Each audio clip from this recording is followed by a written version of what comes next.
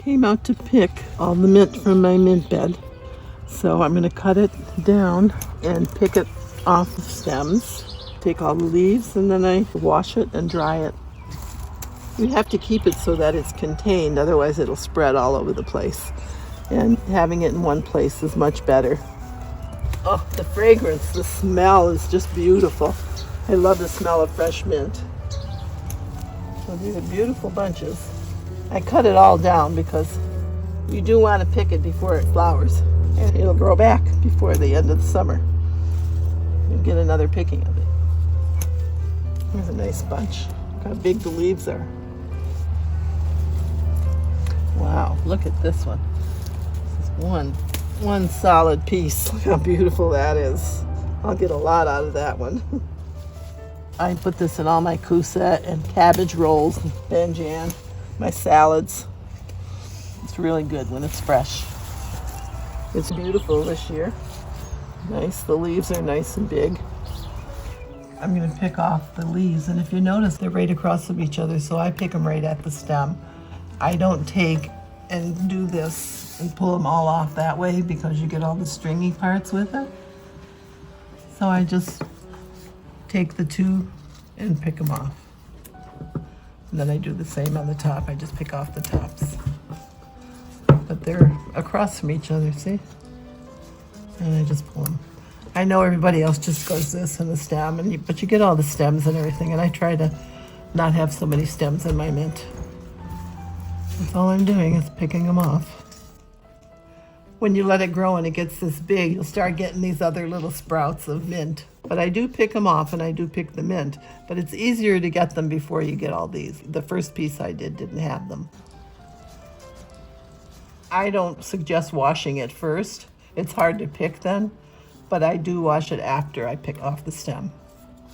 And I usually do it when I'm just resting and taking my time and not in a hurry to do anything. Because it's very peaceful, satisfying, and so beautiful to smell the fresh mint. I'll leave a lot of it and use it for salata and tabbouleh and stuff, so I do pick a lot of fresh mint. I don't dry all of it. That's it, and then I throw the stems away. They're good for composting. You can always buy dried mint, but it's so good when you make it yourself, when you're drying it yourself, you're picking it. Just the satisfaction of having it in your garden, having so much of it, picking it, the odor. It's just beautiful. Everybody laughs at me because I take them off individually, but I don't like all the stems in my mint. If you want, you can wear those surgical gloves, the thin ones, and then your fingers won't get all black or all green. But I don't worry about it. When they're this big and they have all these extra sprouts, I pull these off first before I take all the big leaves off. It's much easier than you're not fussing with them. But all these extra little pieces, and this is because we let this one grow so big. If they're out there that long, they'll get all these extra sprouts on them. And I just pull them off and do them by themselves. Then I start taking the big leaves off, starting at the top. Boy, just look at the size of that leaf. It is so pretty and so nice. See, and I don't have all the stems sticking out. And this is spearmint. I don't cook with peppermint. I prefer spearmint. Now I don't use real cold water. I use like a little bit warmer than cold. And it washes the mint a little bit better. Trying to wash it all. Swish it around in the water. It had rained recently, so the mint isn't real dirty. Then I take it and put it into the spinner, and I'm going to spin it dry. I've got 2 clean towels. I've laid them out on my table. It's in my sunroom. It's pretty dry. It's better if you do it when there's not much humidity and it's a nice sunny day, but I will leave them a day or 2. Now I just spread them out, and then I'll go do another batch and fill the table with mint. They will dry if it's not a real humid day or rainy weather. And we've got a beautiful day today, so today and tomorrow is going to be nice. Try to separate the leaves a little bit so you can get in between all the leaves. Really rinse them out.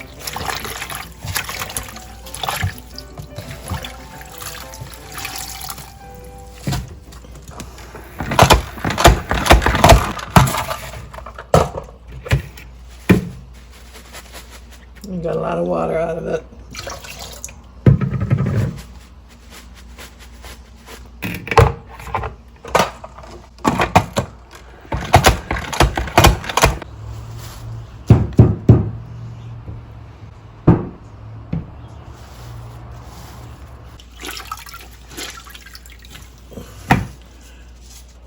I didn't get as much mint as I usually do. Most of the time I get enough to fill the table. And a double layered. See all the sandy water? I'll put that on my parsley plant.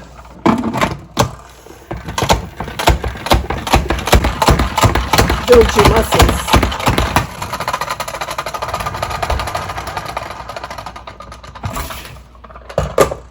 Okay, pretty dry. This table is usually totally full and doubled a lot thicker than this. And then I leave it sit 2, 3, 4 days, it doesn't matter. It's in here, it's protected, there's no dust or anything in here. This is the first morning after I laid them out. As you can see, they're drying, but not real dry. They're still cool and a little bit damp.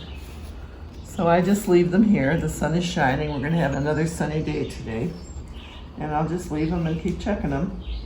And flip them around maybe and loosen up some of the little piles and let them dry for another day or so. Okay, this is the second day. A few pieces are dry, but most of it isn't dry enough to crush yet. I can't crush it. So what I do is take it all in and I continue drying it in the microwave. And I can show you how to do that. But this is 2 days. They're still pretty fresh, but look how nice and green they are yet. They didn't turn black. When they dry, sometimes they get dark. I need a piece of wax paper. A cookie sheet is what I use, and then a jar to put the dried mint in. I put a nice amount on the paper towel, and I put it in the microwave for 3 minutes. This is at 2 minutes, and it's not completely dry that I can crumble it yet. It's drier, but not completely dry.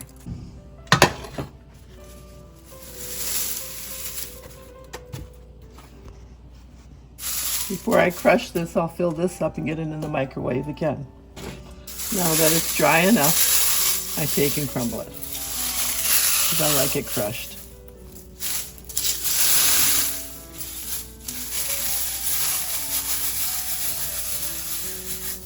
Make sure all the leaves are crushed. The smell is outrageous. And see, it didn't get real black. It's still a really nice green. So, you know, you might think that it would get black from the microwave, but it doesn't. It stays nice. If you like, you can put it on a cookie sheet and put it in the oven, maybe on 200, but you've got to really watch it. Now what I do is take it and pour it onto a piece of wax paper.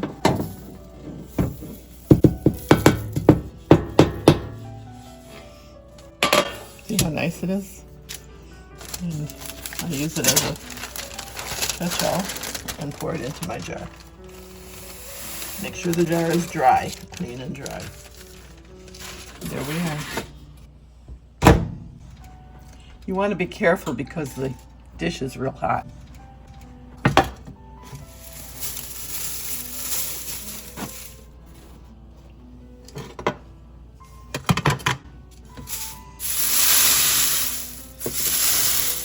Nice. I leave it in for 3 minutes so it'll be real dry. Depends on your microwave though, so you might want to start with 2. This is on high for 3 minutes.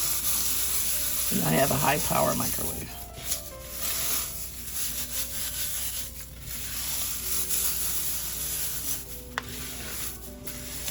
I like to keep mixing it till all the leaves are pretty much crushed. If you like the whole leaf, you can not crush it and just put it in a jar. But make sure it's dry. Any moisture will kind of spoil it.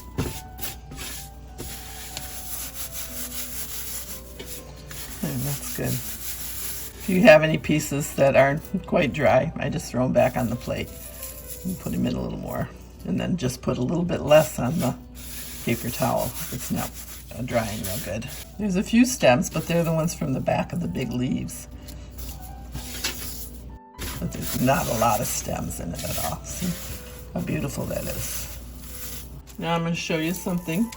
I make a jar for when I make a soup or salads or something and I want it real fine. So I take some of the mint and put it through a real fine strainer. I'll fill this jar up with this batch. I would put this in my cucumbers and lemon when we make that, or lentil soup, and I use it for salads and things like that. See how fine it is? It's real fine, and I like that. But when you're making kusa or whatever you're using your mint for, you can just use it like we did out of the microwave. And I use a lot of mint.